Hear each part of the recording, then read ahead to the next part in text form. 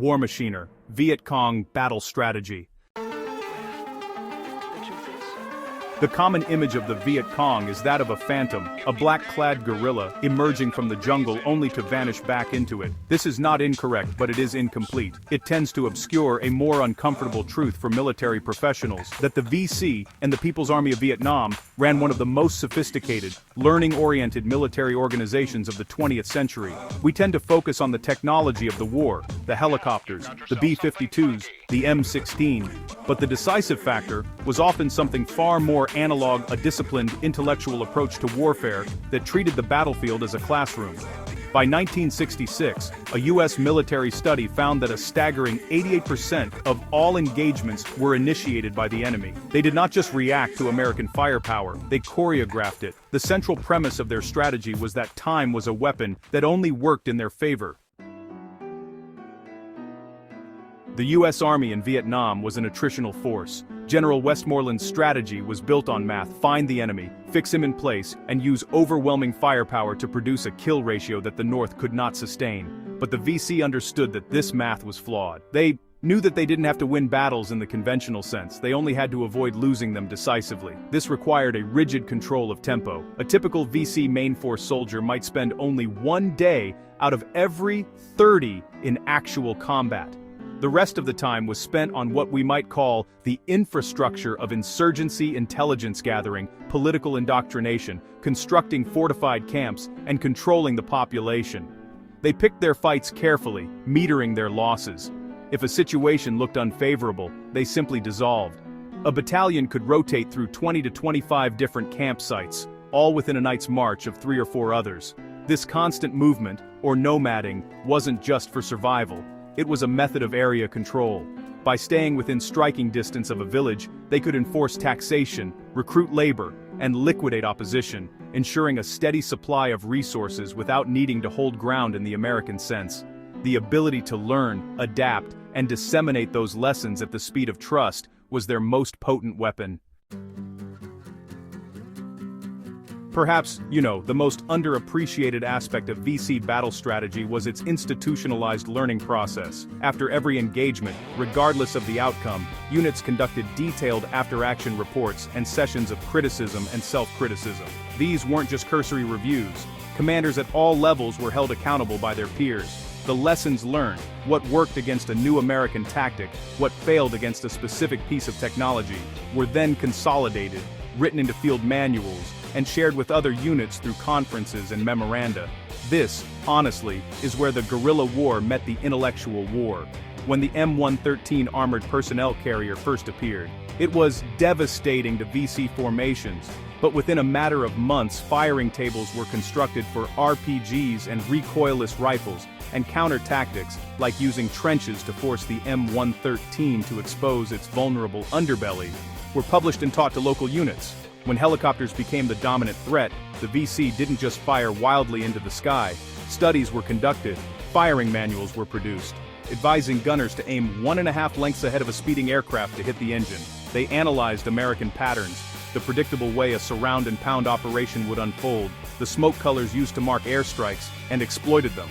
They learned that American forces often used the same trails and predictable routes, which allowed for the methodical placement of mines and booby traps that, by some estimates, caused 11% of U.S. troop deaths between 1965 and 1970. This was not primitive warfare, it was a closed-loop feedback system, constantly refining its methods. The Ho Chi Minh Trail was not just a simple path, but really a feat of military engineering that inverted the basic principles of supply. When we talk about VC battle strategy, we have to talk about logistics. The conventional wisdom is that the Ho Chi Minh Trail was a vulnerability, a single, tangled road that America's air power could sever. In reality, though, it was one of the great military engineering achievements of the 20th century, a direct rebuttal to the idea that an industrial superpower could starve a determined insurgent force. The trail was a 12,000-mile network of roads, footpaths, and river crossings that snaked through the neutral countries of Laos and Cambodia. By 1973, sections of it were paved, corduroyed, and camouflaged by an intricate system of natural canopy that trucks could drive under for miles without being seen from the air. Bridges were even built beneath the water's surface to avoid detection.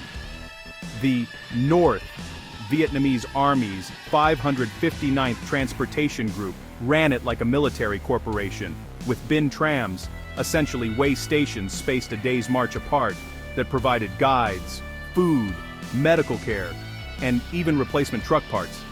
At its peak, the capacity of the trail really defied the logic of the air campaign designed to stop it.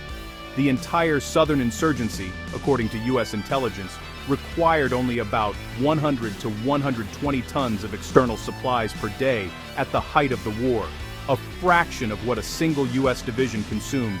You cannot bomb a network that requires so little to sustain itself, especially when it is buried under a triple canopy jungle. What this reveals is that the VC viewed the war as a holistic system, not just a series of discrete battles. The Tet Offensive of 1968 is often taught as a military failure for the communists, and by the numbers, it was. They suffered horrendous casualties. But Tet was a strategic success because it was designed to affect a different battlefield, the American psyche and the political will in Washington. The VC and PAVN demonstrated they could coordinate nationwide, conventional-style assaults, proving that years of bombing and attrition had not broken their back. They understood that the center of gravity in this war was not a hill or a city, but the willingness of the American public to accept a long, indecisive conflict. This holistic view extended to the individual soldier. Training documents from units like the 514th Battalion show that political indoctrination was given equal weight to military tactics. The goal was to create a fighter with a firm ideological foundation, someone who understood why he was fighting and who could operate independently when the chain of command was severed by electronic warfare or artillery. The American military had technology. The VC had context. The battle strategy of the Viet Cong offers a lesson that, honestly, transcends the Vietnam War. It demonstrates that in a conflict between a high-tech power and a determined insurgent force, the advantage does not always lie with the one who has the most bombs. It lies with the one who learns the fastest, who adapts to the enemy's patterns, and who understands that time is a strategic resource. They didn't try to beat the United States at its own game. They changed the game entirely, forcing the most powerful military on Earth to fight on a field of their choosing, at a pace they dictated. If you value in-depth historical analysis that goes beyond the surface-level summaries, make sure to subscribe to War Machiner. And if you found this examination of strategy valuable, please share this video with someone who needs to understand the real nature of conflict.